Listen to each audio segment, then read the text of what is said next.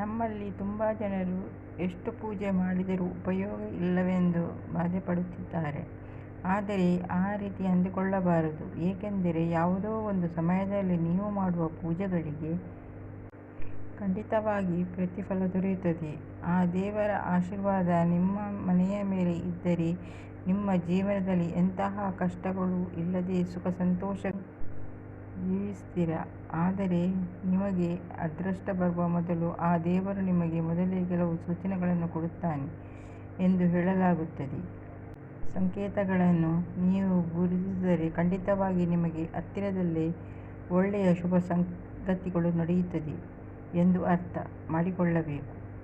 ಲಕ್ಷ್ಮೀದೇವಿ ಯಾರ ಮನೆಗೆ ಬಂದರೂ ಹೇಳಿಯೇ ಬರುತ್ತಾಳೆ, ಆದರೆ ಅದನ್ನು ನೀವು ಗುರುತಿಸಬೇಕು ಎಂದು ಹೇಳುತ್ತಾರೆ. ನಿಮ್ಮ ಮನೆಗೆ ಒಳ್ಳೆಯ ದಿನಗಳು ಬರುವ ಮೊದಲು ಮನೆಯಲ್ಲಿ ದೇವತೆಗಳು ಸಂಚರಿಸುತ್ತಾ ಇರುತ್ತಾರಂತೆ. ನಿತ್ಯ ದೀಪಾರಾಧನೆ ಮಾಡುವ ಮನೆಗಳಲ್ಲಿ ಮಾತ್ರ ದೇವತೆಗಳು ಇದ್ದೇ ಇರುತ್ತಾರೆ. ನಿಮಗೆ ಒಳ್ಳೆಯ ದಿನಗಳು ಬರಬೇಕು ಅಂದರೆ ಆ ಶಿವನನ್ನು ಪ್ರಾರ್ಥನೆ ಮಾಡಿ, ಆ ಪರಮೇಶ್ವರನನ್ನು ಆರಾಧಿಸಿದರೆ ಸಾಕು. ದೇವತೆಗಳೆಲ್ಲ ಪೂಜೆ ಮಾಡಿದಷ್ಟು ಪುಣ್ಯ ಫಲ ಲಭಿಸುತ್ತದೆ. ಶಿವನು ಅಭಿಷೇಕ ಪ್ರಿಯನು. ಪ್ರತಿದಿನ ಮನೆಯಲ್ಲಿ ಪೂಜೆ ಮಾಡಲಿಲ್ಲ ಅಂದರೂ ಪ್ರತಿ ಸೋಮವಾರ ಶಿವಾಲಯಕ್ಕೆ ಹೋಗಿ 1 ಚೆಂಬು ನೀರಿನಿಂದ ಆ ಪರಮೇಶ್ವರನಿಗೆ ಅಭಿಷೇಕ ಮಾಡಿ ಬಿಲ್ವಪತ್ರೆಯನ್ನು ಕೈಲಾಸದಲ್ಲಿರುವ ಪರಮೇಶ್ವರನು ಸಂತೋಷಪಟ್ಟು ನೀವು ಕೋರಿಕೊಂಡರೂ ಸರಿ ಕೂಡ ನೆರವೇರಿಸುತ್ತಾನೆ. ಒಂದೊಂದು ಸಾರಿ ನಿಮ್ಮ ಮನೆಯಲ್ಲಿ ಹಾಲು ಇದ್ದಕ್ಕಿದ್ದಂತೆ ಉಕ್ಕಿ ಹೋದರೆ ಅದನ್ನು ನೀವು ಅದೃಷ್ಟವಾಗಿ ಭಾವಿಸಬೇಕು. ಇದರ ಅರ್ಥವೇನೆಂದರೆ ಹತ್ತಿರದಲ್ಲಿ ನಿಮಗೆ ಒಳ್ಳೆಯ ದಿನಗಳು ಬರಲಿವೆ ಎನ್ನುವ ಸಂಕೇತ. ಹಾಗೆಯೇ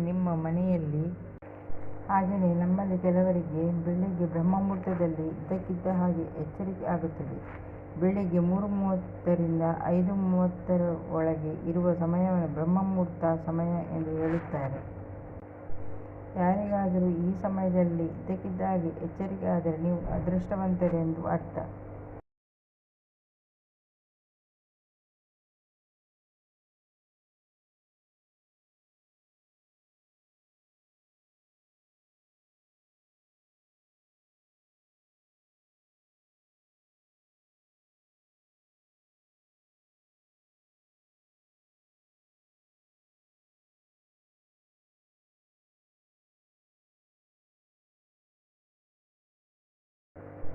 ಮನೆಯಲ್ಲಿ ದೀಪಾರಾಧನೆ ಮಾಡಬೇಕಾದರೆ ದೀಪವು ಪ್ರಶಾಂತವಾಗಿ ಬೆಳಗಿದರೆ ನಿಮ್ಮ ಮನೆಯ ಮೇಲೆ ಖಂಡಿತವಾಗಿ ದೇವತೆಗಳ ಅನುಗ್ರಹ ಇದೆ ಎಂದು.